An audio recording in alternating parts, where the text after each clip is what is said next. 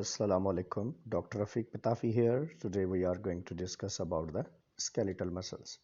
First, objects of skeletal muscles: structure, connective tissues covering, fibers and filaments, tropomyosin, troponin, striation या striated muscles, A band and I band, sarcomere and sarcoplasm reticulum, transverse tubules. आप जानते हैं कि हमारी body के अंदर जो skeletal muscles हैं वो हमारे कंट्रोल में, इनको हम वॉलंटरी मसल्स भी कहते हैं। और ये वॉलंटरी मसल्स जो हैं स्केलेटल मसल फाइबर्स होते हैं। आपका जो गोश्त या आपकी बॉडी का जो फ्लेश है इन स्केलेटल मसल्स का बना होता है।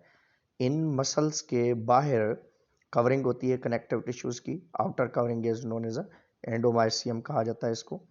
फिर उसके बाद इंटरनल जो स्ट्रक्चर है उसके लिए फेसिकल कवर्ड हम यूज़ करते हैं। फिर उसके बाद इसके अंदर एक छोटा सा फाइबर पाया जाता है जिसकी बाहर कवरिंग होती है, पेरीमेसियम कहा जाता है इसको। अब ये स्केलेटल मसल्स जो हैं हमारी बॉडी के, ये वो मसल्स हैं जिनकी वजह से आप कोई भी चीज़ उठा सकते हैं, रख सकते हैं, खा सकते हैं, मूव कर सकते हैं। उनके लिए हम वर्ड यूज़ कर रहे हैं। ये एक मसल फाइबर के बाहर वाली आउटर कवरिंग आपको दिखाई जा रही है जिसको हम इपीमाइसियम कहते हैं। दिस इज नोन एज इपीमाइसियम का वर्ड यूज होता है इसके लिए। और फिर इपीमाइसियम के अंदर जो है डीप फेसिया कहा जाता है इसको, फेशियल या फेसिया कहा जाता है। फिर अंदर जो सेंट्रली आपको छोटे छोटे से ट्यूब लाइक स्ट्रक्चर्स नजर आ रहे हैं, ये मसल फाइबर्स हैं।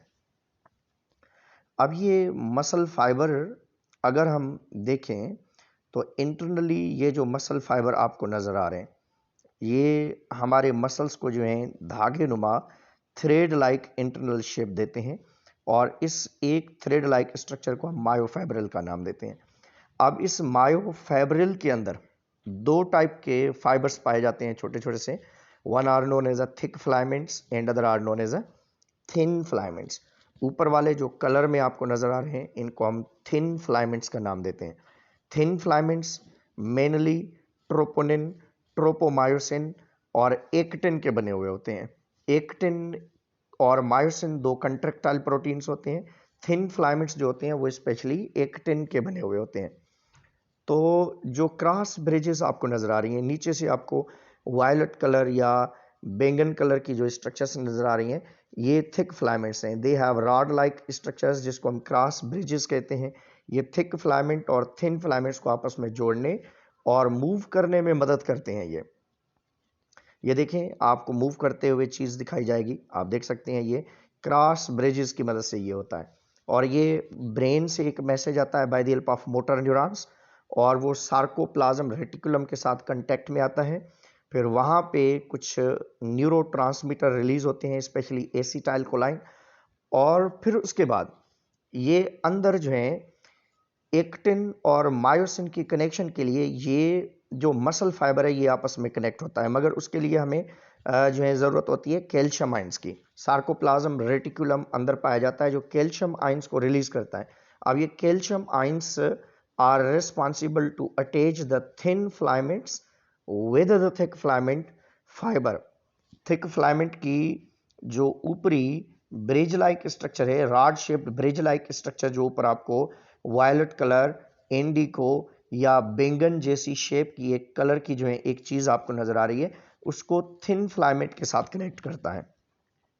अब ये थिन फिलामेंट्स जो कनेक्ट हो रहे हैं, ये देखें, अब जो कनेक्शन हो रही है किसकी मदद से होगी?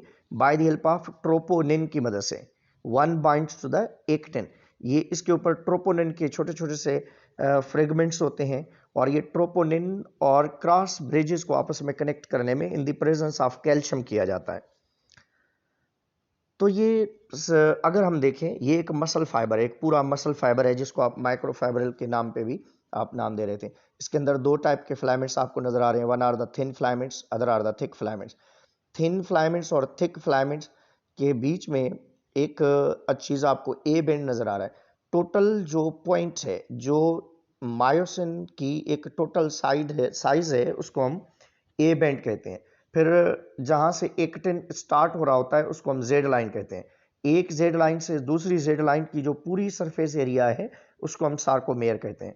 और फिर उसके बाद मसल्स के अंदर एंडोप्लाज्म रेटिकुलम की तरह काम करने वाले एक स्ट्रक्चर पाए जाते हैं जो रेटिकुलस होते हैं, जिनको हम नाम देते हैं सार्कोप्लाज्म रेटिकुलम। अब इस सार्कोप्लाज्म रेटिकुलम का काम होता है कैल्शियम को रिलीज करवाना। फिर जब कैल्शियम रिलीज हो जाए और फिर जब कैल्शियम रिलीज होता है तो उसी तरीके से इनकी अटैचमेंट होती है, और ये अटैचमेंट प्रॉपरली अटैचमेंट होती है। और जब इनकी प्रॉपर अटैचमेंट होती है तो मसल्स हमारे वर्क करते हैं। तो मसल्स की कंट्रैक्शन और रिलैक्सेशन में हमारा पास मोटर यूनिट का एक बड़ा रोल होता है। जो मोटर न्यूरॉन्स ऊपर देख रहे हैं एक केमिकल रिलीज कर रहे हैं, इसको हम एसिटाइल कोलाइन कहते हैं। अब ये एसिटाइल कोलाइन हिट करता है किसको? हिट करता है सार्कोलेमा को। जब सार्कोलेमा को हिट करता है तो ये मैसेज होता है सार्कोप्लाज्म रेटिकुलम के लिए to release the calcium ions. जब ये कैल्शियम आयंस रिलीज होते हैं तो इन कैल्शियम आयंस का मेन फंक्शन क्या होता है? Start the binding of cross bridges with the thin filaments या ट्रोपोनिन के साथ इनके अटैचमेंट। ये ट्रांसफर मेम्ब्रेन्स हैं, चैनल्स हैं that extended into the sarcoplasm tubules होते हैं filled with extra cellular fluid. That fluid is known as acetylcholine. अब ये सेंसिटिविटी को शो करवाता है। अब ये सेंसिटिविटी की वजह से शो होता है। इनको हम नॉर्मली कहते हैं कि इनका मेन फंक्शन ये होता है start the binding of cross bridges with the thin filaments.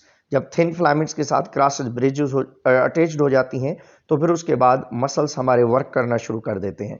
सो आपके जहन में होना चाहिए कि जैसे हमारे पास एंडोप्लाज्म रेटिकुलम होता है इसी तरीके से sarcoplasm reticulum. Thank you very much and keep watching my channel.